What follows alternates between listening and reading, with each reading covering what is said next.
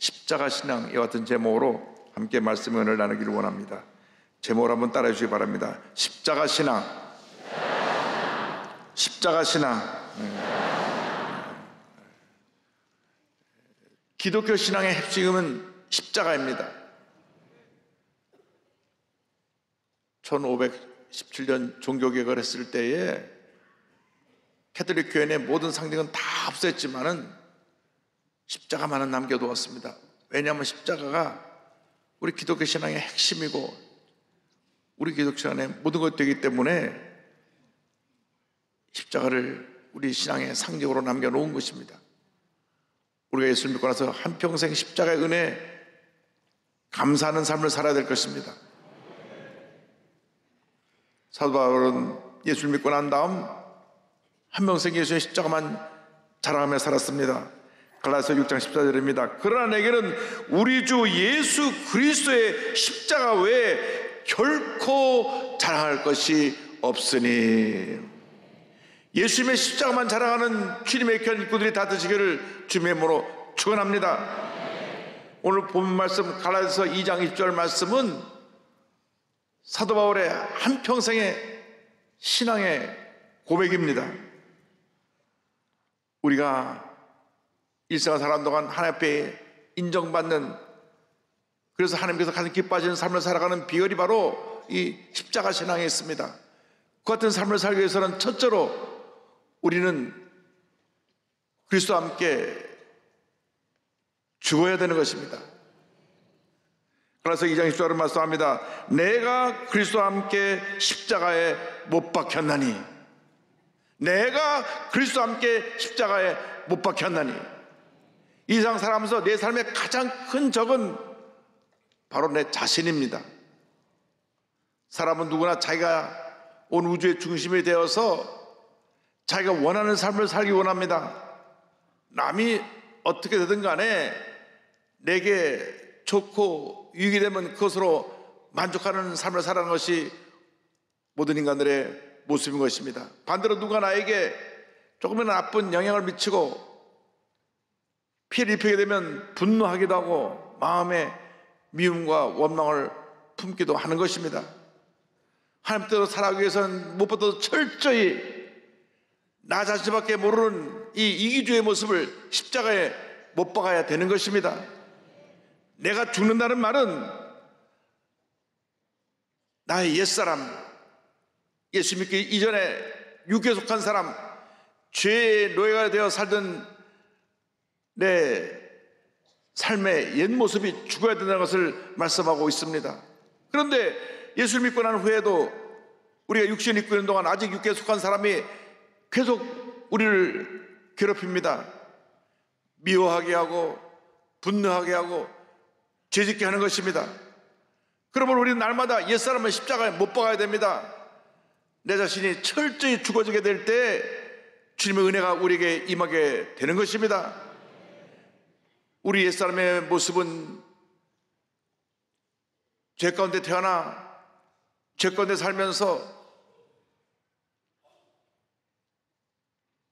나 자신밖에 모르고 많은 사람에게 알게 모르게 피해를 주고 어려움을 주었던 삶을 살았던 것을 알 수가 있습니다. 사도 바울이 같은 옛사람의 모습에서 그는 로마서 7장에 탄식하고 있습니다. 오호라 나는 곤고한 사람이로다. 이 사망의 몸에서 누가 나를 건져내랴. 사도 바울도 옛사람의 모습으로 살 때는 교회를 핍박하는 데 앞장서고 스데반사를 돌로 쳐 죽일 때 그를 잘 죽인다고 증인으로 서 있던 사람입니다. 그런데 예수를 믿고 난 다음에 제가 지금까지 살았던 삶이 잘못된 것을 깨닫고 그는 철저히 회개하고 오직 예수님만을 위해서 자기의 모든 자랑거리를 다 내버리고 주님을 위해 헌신하는 삶을 살았던 것입니다. 빌립보서 3장 8절에 그는 고백합니다.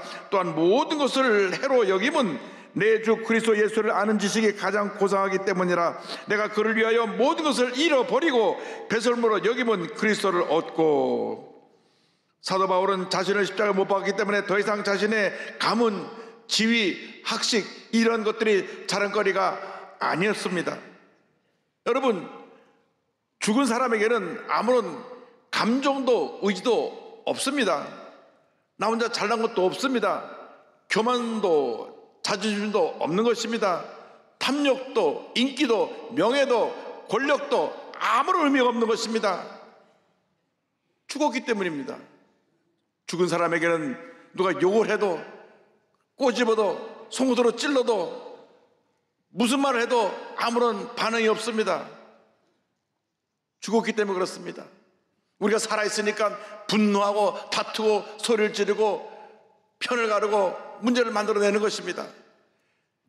내가 그래서 함께 십자가에 못 박혔다고 하는 것은 예수를 믿을 때 이미 영적으로 나의 옛사람 모습은 십자가에서 죽었다는 것을 의미합니다. 그런데 우리는 아직도 옛사람 모습이 살아있습니다.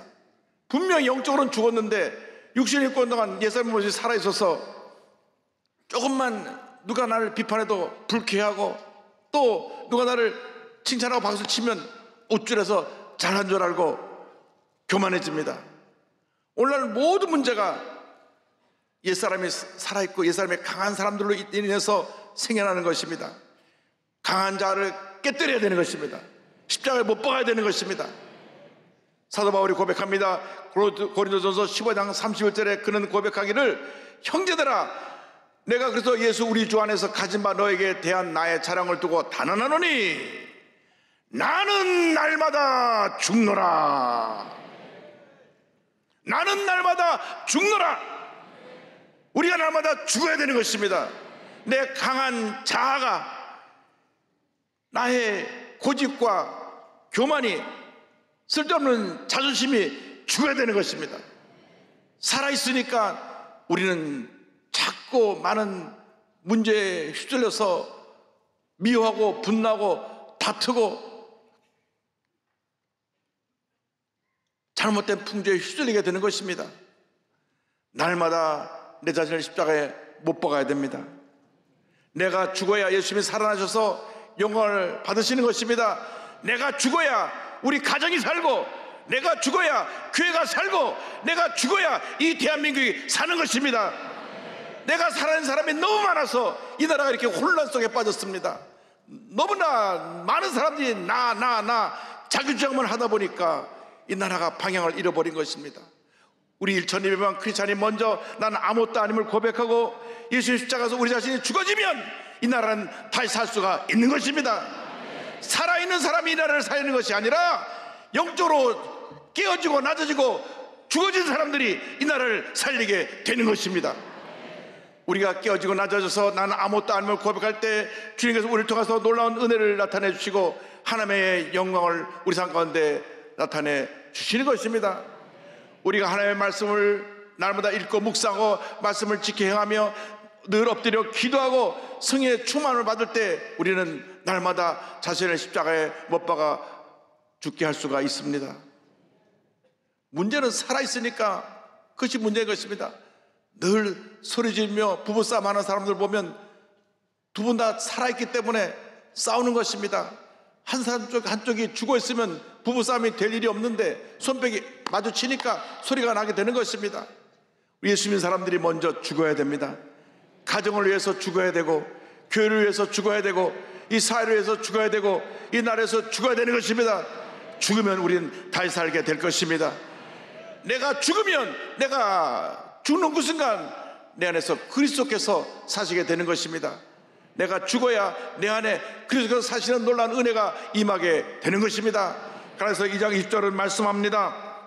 그런즉 이제는 내가 사는 것이 아니요 오직 내 안에 그리스도께서 사시는 것이라.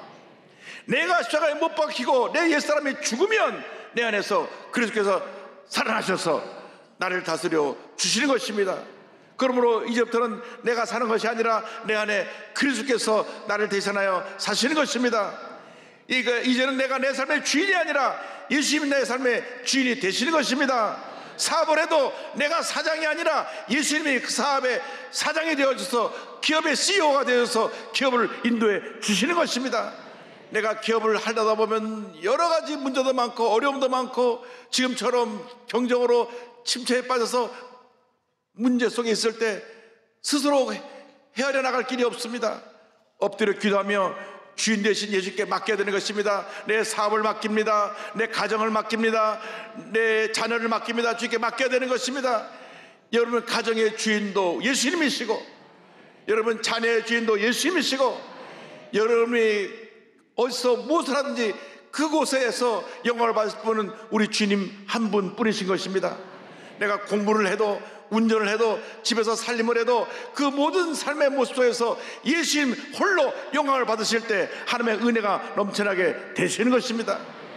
하나님의 은혜가 넘쳐나면 주님의 은혜 가운데 우리는 해결하지 못한 모든 문제를 은혜 가운데 잘 해결할 수가 있고, 오히려 고난을 받아야 축복으로 나가는 놀라운 역사가 임하게 되는 것입니다. 이 교회의 주인은 바로 예수님이십니다. 예수님이 이 교회의 머리가 되십니다. 이 교회에서 존귀 영광을 받을 분은 우리 주 예수 그리스도 한 분밖에 없습니다. 사도 바울의 고백이 우리의 고백이 되어야 합니다. 로마서 14장 8절에 그는 고백합니다. 우리가 살아도 주를 위하여 살고 죽어도 주를 위하여 죽나니 그러므로 사나 죽으나 우리가 주의 것이로다. 할렐루야. 살아도 주를 위해 살고 죽어도 주를 위해 죽는 여러분 모든 되시기를 주의 이름으로 축원합니다. 예수님이 우리 안에 사시게 하는 그 같은 삶을 살아가는 여러분 되기를 바랍니다. 거룩하신 예수님, 의로우신 예수님, 기쁨이 되신 예수님, 치료자 예수님, 모든 복의 근원의 예수님이 우리 삶의 주인이 되어주시면 그때로부터 염려, 근심, 걱정이 떠나가고 주님의 은혜가 내 삶 가운데 강물처럼 흘러나게 시작하는 것입니다. 문제가 다가올 때, 어려움이 다가올 때, 마음에 염려, 근심, 걱정이 쌓일 때 우리는 외쳐야 됩니다. 옛사람의 유혹에 넘어가지 말고 너는 십자가에서 이미 죽었다. 다시는 내게 염려, 근심, 걱정을 가져오지 말라. 믿음으로 선언해야 될 것입니다. 내 안에 계신 이가 예수 그리스도이십니다. 예수님께서 내 삶을 주관하시는 것입니다. 이제부터는 예수님께만 모든 영광을 돌려야 됩니다. 예수님을 높이고 예수님을 닮아가고 예수님을 전할 때 하나님의 은혜가 우리 모두에게 넘쳐나게 되는 것입니다. 침례 요한의 고백을 기억해야 됩니다.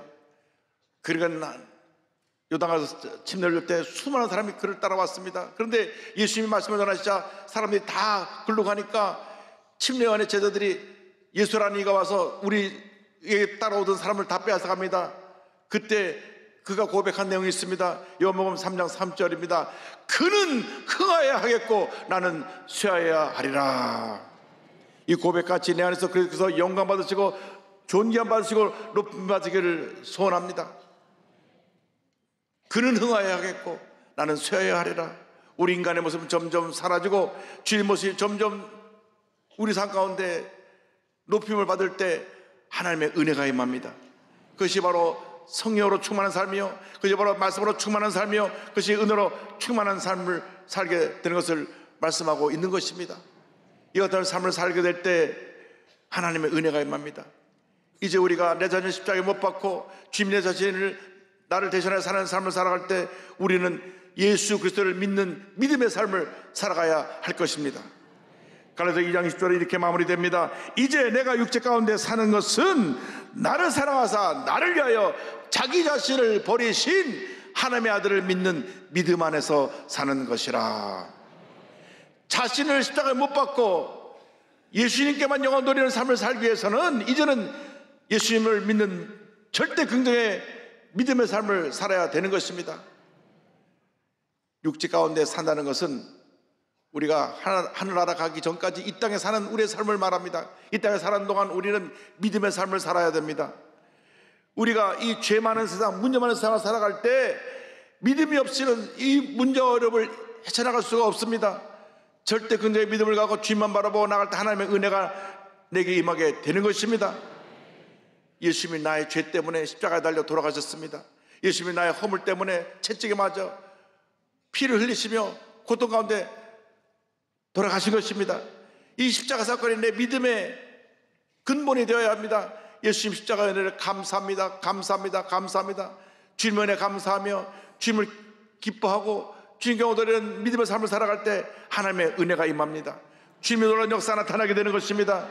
주님이 나와 함께 하시는 놀라운 은혜를 체험할 수가 있습니다. 주님을 믿는 믿음으로 우리가 하나가 되면 빌립보서 4장 13절의 고백대로 내게 능력 주신 자 안에서 내가 모든 것을 할 수 있느니라 놀라운 은혜가 임하게 되는 것입니다. 이것이 바로 믿음의 삶입니다. 내게 능력 주신 자 안에서, 예수 그리스도 안에서 내가 모든 것을 할 수 있느니라. 여러분이 하는 것이 아니라 주님의 도우심으로 하나님의 은혜 가운데 이 모든 것을 할 수 있게 되는 것입니다. 이것이 바로 믿음입니다. 이 믿음이 있어야 하나님을 기쁘시게 할 수 있고, 이 믿음이 있어야 주님께서 우리에게 주신 놀라운 상을 받을 수 있게 되는 것입니다. 히브리서 11장 6절은 말씀합니다. 믿음이 없이는 하나님을 기쁘시게 하지 못하나니 하나님께 나간 자는 반드시 그가 계신 것과 또한 그가 자기를 찾는 자들에게 상 주시는 이심을 믿어야 할지니라. 하나님은 언제나 믿음의 사람과 함께 하십니다. 성경 창세기부터 계시록 끝까지 하나님은 오직 믿음의 사람을 통하여 일을 하셨습니다. 불신앙의 사람, 늘 부정적이고 비판적이고 남만 물고 뜨는 사람하고 일하신 적이 없습니다. 하나님은 절대 긍정, 절대 감사의 사람들과 함께 일을 하시고 놀라운 일을 이루신 것입니다. 우리는 믿음의 사람이 되어야 됩니다. 믿음의 사람이 될 때 하나님의 은혜가 임합니다. 이 믿음의 기초가 예수 그리스도의 사랑인 것입니다. 갈라디아서 2장 10절이 이와 같이 말씀합니다. 나를 사랑하사 나를 위하여 자기 자신을 버리신 하나님의 아들을 믿는 믿음 안에서 사는 것이라. 나의 믿음의 기초는, 나의 믿음의 근거는, 나의 믿음의 모든 것은 예수님의 사랑으로부터 출발하는 것입니다. 예수님의 십자가 사랑으로 출발하는 것입니다. 내가 죄인 되었을 때 나를 위하여 십자가에 달려 피로 돌아가신 그 예수님의 사랑이 내 삶에 은혜로 다가올 때 그것이 나의 믿음의 기초가 되어서 예수님의 사랑에 근거하여 주님 안에서 승리하는 삶을 살 수 있게 되는 것입니다. 누가 우리 위해서 이렇게 희생하셨습니까? 누가 우리 위해서 우리 죄를 대신 죽어줄 수가 있습니까? 오직 예수님만이 우리의 죄를 위해서, 우리의 허물을 위해서 십자가 달려 돌아가신 것입니다. 그 예수를 믿는 그 사랑에 근거하여 우리가 예수를 믿고 의지하고 나갈 때 하나님의 은혜와 축복이 임하게 되는 것입니다.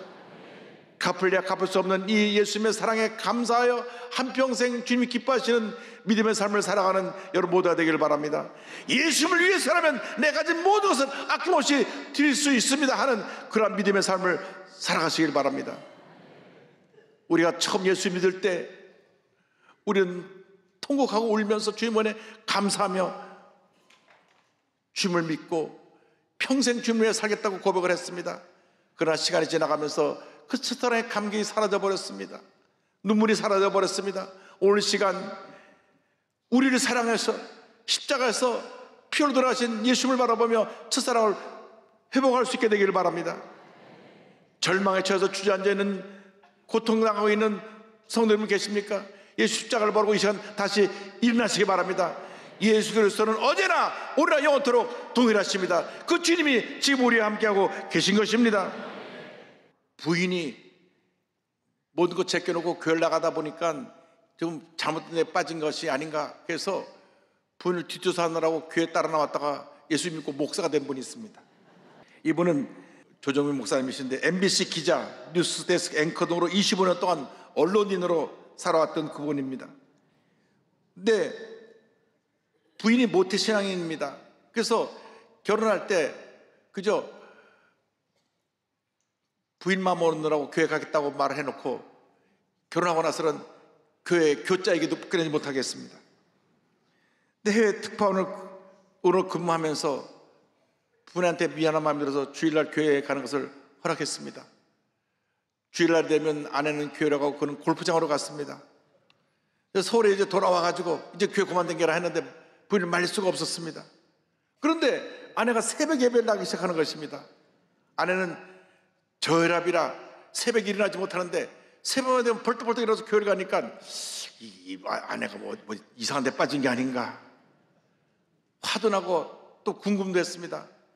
어느 주일날 아침에 교회 옆에 골프 연습장에 갔는데 그날따라 한 달에 한 번씩 있는 정규 휴일입니다. 집으로 돌아가다가 정말 아내가 교회에 있는지 확인해 보려고 교회에 들어갔습니다. 교회 들어갔다 큰 충격을 받았습니다. 설교가 끝나고 사람들이 기도하는데 여기저기서 알 수 없는 말로 막 기도를 하는데, 야, 여기 이상한 데 왔구나.